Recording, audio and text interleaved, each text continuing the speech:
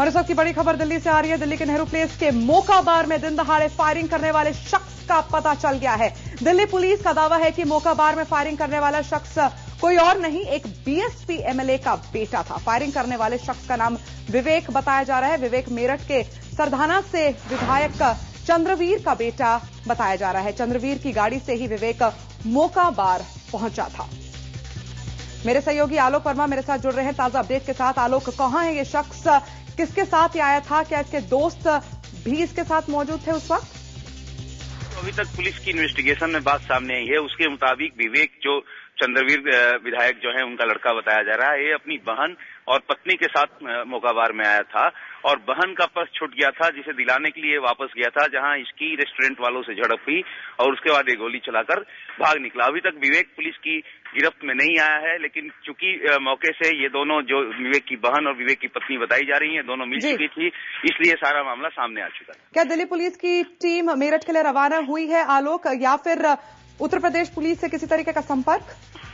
इप्सिता, अभी तक जो दिल्ली पुलिस का कहना है, दिल्ली पुलिस का संपर्क मेरठ के जो विधायक जिनका बेटा बताया जा रहा है चंद्रवीर, जिनकी गाड़ी इनोवा मिल चुकी है, चंद्रवीर से संपर्क हो चुका है और चंद्रवीर खुद दिल्ली आने के लिए दिल्ली पुलिस को आश्वासन दे चुके हैं और ऐसा बताया जा रहा है कि वो दिल्ली के लिए निकल चुके हैं। इसलिए दिल्ली पुलिस इंतजार कर रही है। अगर चंद्रवीर नहीं आते और विवेक को, अपने बेटे को दिल्ली पुलिस के सामने पेश नहीं करते, उसके बाद ये पुलिसिया कार्रवाई की जाएगी। बिल्कुल, बने रहिए मेरे साथ आलोक वर्मा। मेरे सहयोगी अभिषेक भी मेरे साथ मेरठ से जुड़ रहे हैं। अभिषेक, मेरठ में क्या खबर मिल रही है? क्या चंद्रवीर वहां से रवाना हो चुके हैं? जैसे कि आलोक ने हमको बताया कि दिल्ली पुलिस को आश्वासन दिया है कि वो अपने बेटे के साथ दिल्ली पहुंच रहे हैं।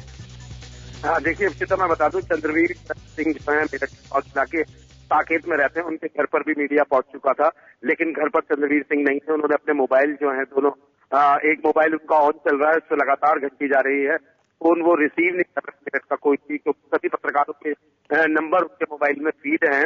इसके अलावा ये बताया जा रहा है कि चंद्रवीर साकेत में नहीं है, दिल्ली रोड पर कहीं किसी फार्म हाउस पर मौजूदगी उनकी बताई जा रही है, लेकिन ये अभी कंफर्म सूचना नहीं है। लेकिन चंद्रवीर के बेटे विवेक हैं, ये बात कंफर्म है इप्सिता। चलिए, तो कहीं ना कहीं ये बात साफ हो गई है कि विवेक अपनी पिता की गाड़ी में पहुंचा था मोका बार। इनोवा को दिल्ली पुलिस ने जब्त कर ली है और साथ ही में अब इंतजार है विवेक का, और उनके पिता ने आश्वासन दिया है कि वो अपने बेटे के साथ दिल्ली बहुत जल्द पहुंचने वाले हैं। लेकिन अगर बात विधायक की जाए, अगर बात चंद्रवीर की जाए, अभिषेक, किस तरीके का कैरेक्टर है उनका और किस तरीके की खानदान से आते हैं, किस तरीके की फैमिली से आते हैं? क्या कोई क्रिमिनल बैकग्राउंड? देखिए, मैं बता दूं कि पहली बार ये विधायक बने। उनका खानदान जो है पहले से राजनीति में था, लेकिन चंद्रवीर, जिनकी उम्र 55 साल के आसपास है, पहली बार इस विधानसभा चुनाव में वो जीत के सरधना से जीते हैं बसपा के टिकट पर। उससे पहले ये भाजपा की एक बहुत गहरा गढ़ हुआ करता था।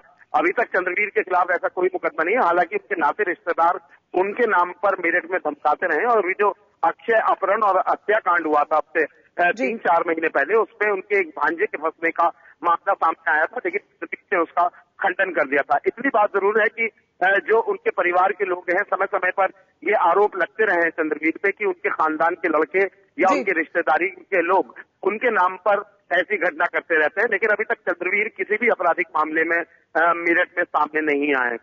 चलिए, बहुत बहुत शुक्रिया अभिषेक और साथ ही में आलोक वर्मा आपका भी इस पूरी जानकारी और अपडेट के लिए। तो अब ये बात साफ हो गई है कि गोलीबारी जो हुई थी मोका बार में, उसमें एक बीएसपी के विधायक का बेटा, उसका नाम सामने आया, उसका नाम विवेक बताया जा रहा है और दिल्ली पुलिस से संपर्क साध चुकी है विवेक के पिता चंद्रवीर के साथ। चंद्रवीर ने इस बात का आश्वासन दिया कि कुछ देर बाद वो दिल्ली पहुंचेंगे अपने बेटे के साथ। और इसी बीच आपको बता दें कि उनकी पत्नी और उनकी बहन उनके साथ आई थी, जिसको पुलिस ने हिरासत में लिया हुआ है। लेकिन आइए अब देखते हैं क्या है ये पूरा मामला।